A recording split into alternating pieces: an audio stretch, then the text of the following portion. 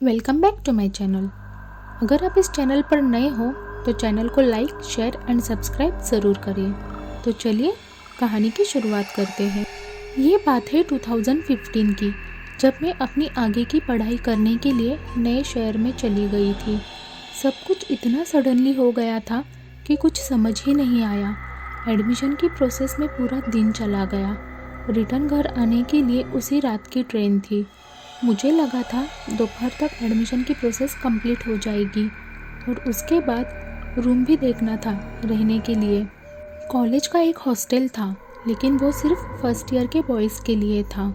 तब मुझे नहीं पता था कि कॉलेज एरिया में शेयरिंग में फ्लैट मिल जाता है, जहाँ सब लड़कियाँ रहती हैं, जिसमें कुछ लड़कियाँ कॉलेज की थी, पढ़ने लिखने वाली, तो कुछ जॉब करने वाली।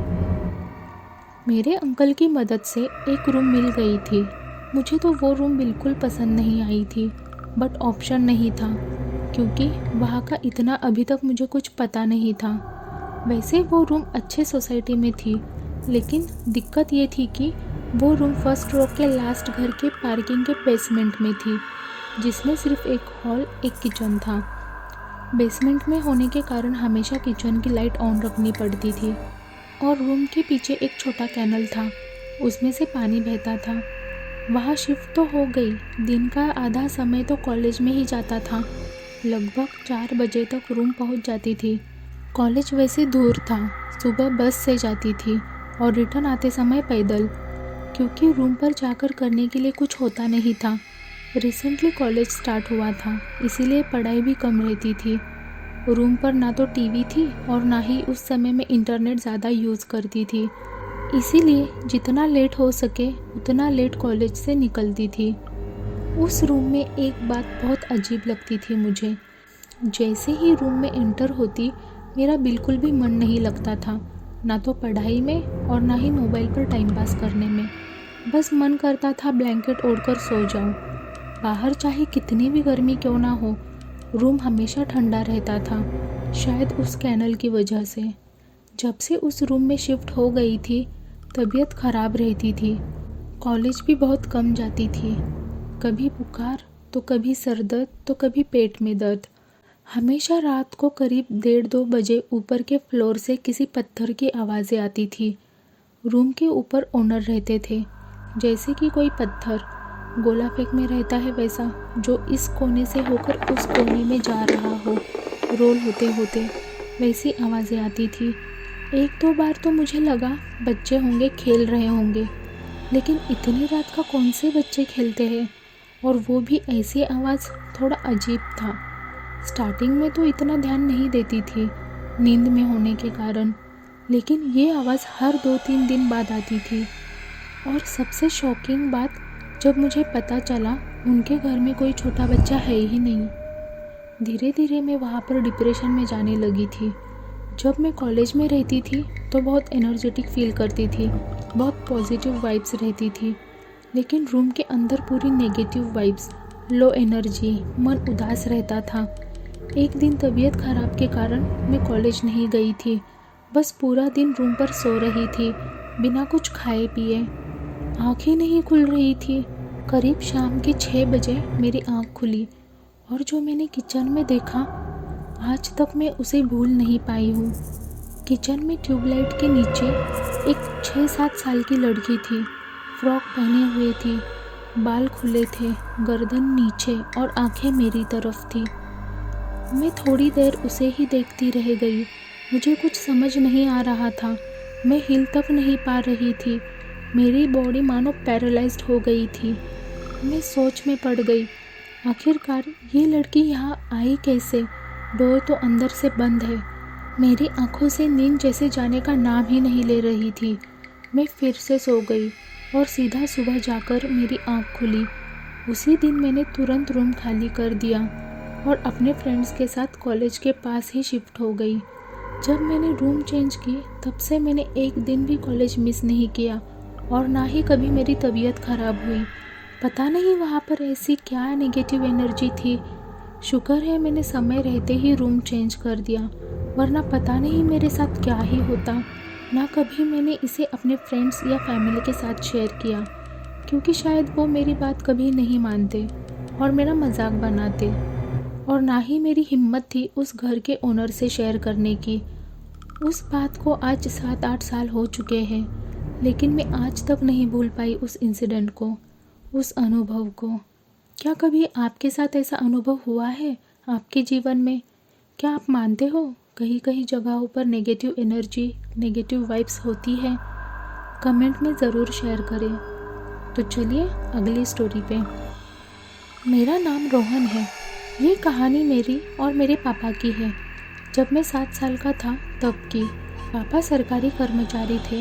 महीने में 2-3 बार एक शहर से दूसरे शहर के रेलवे हॉस्पिटल में जाना पड़ जाता था। मैं हमेशा ज़िद करता था कि मुझे भी आपके साथ आना है, मैं भी चलूँगा आपके साथ, लेकिन पापा हमेशा मुझे मना कर देते थे। लेकिन एक बार मम्मी मायके चली गई थी मेरी छोटी बहन के साथ, तो मायके से मम्मी को लाने के लिए पापा जाने वाले थे ड्यूटी ख़त्म होने के बाद। उस दिन भी पापा की ड्यूटी दूसरे सिटी के रेलवे हॉस्पिटल में थी। फिर मुझे मौका मिल गया, मम्मी के पास मुझे भी आना है, और फिर से मैंने ज़िद की मुझे भी आपके साथ आना है।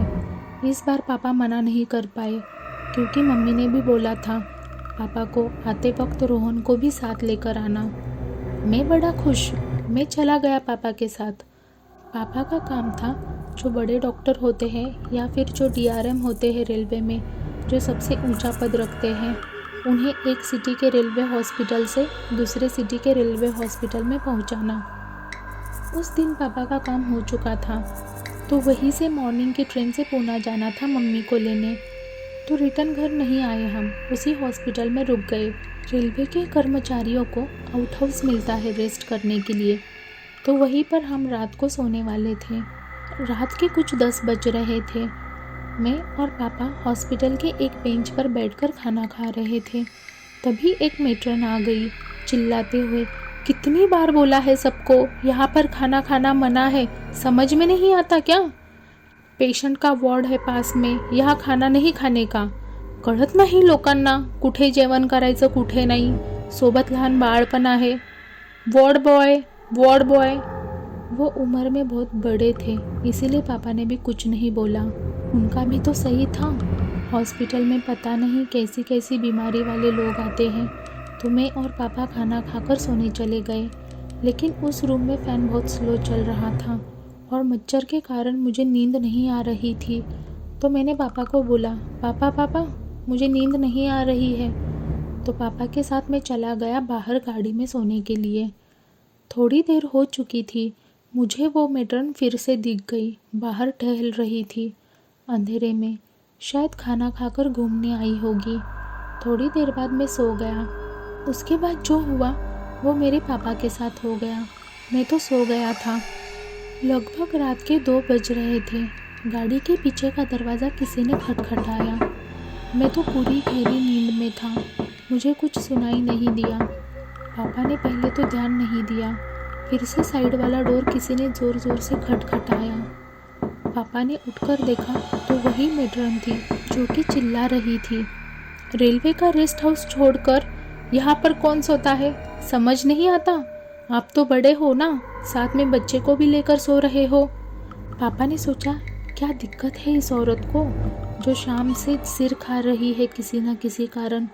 पापा ने भी हाँ में हाँ मिलाया और गाड़ी की कांच ऊपर करके सो गए. जब सुबह हुई तो हॉस्पिटल के अंदर में पापा के साथ चला गया गाड़ी की चाबी कैबिन में रखने के लिए. वहाँ के डॉक्टर से पापा बात कर ही रहे थे उस मैट्रन के बारे में कि कितना चिक चिक करती है. उतने में मेरी नज़र गई सामने की दीवार पर. मैंने बोला, पापा ये तो वही आंटी है ना जो कल रात को हमें डांट रही थी. ये बात सुनकर डॉक्टर के होश उड़ गए. डॉक्टर ने बोला, ये कैसे पॉसिबल है, इन्हें तो गुजरे 10 साल हो गए. ये यहाँ की मैट्रन थी जो इसी हॉस्पिटल में काम करती थी.